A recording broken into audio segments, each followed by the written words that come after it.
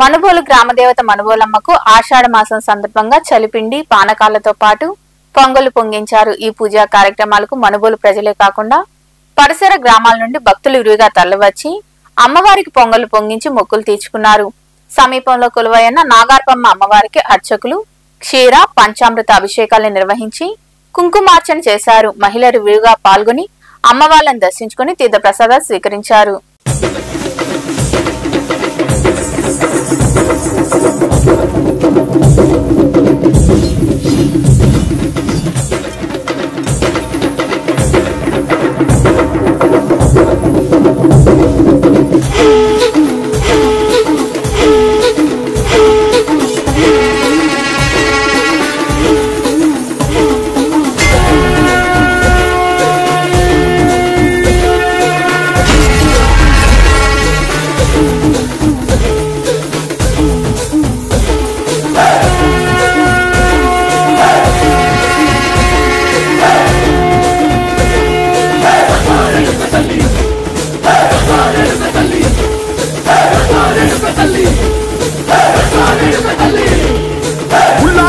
గడ్డి పుల్లోటి వచ్చనమ్మా చాలారి పూలు పెట్టి చాకర్లు నచ్చనమ్మా తంగేడు పూలు పెట్టి అంకాణ దూకేనమ్మా ముక్కు ముక్కెర పెట్టి ముల్లోకాల నెలనమ్మా ముందార చూడంగా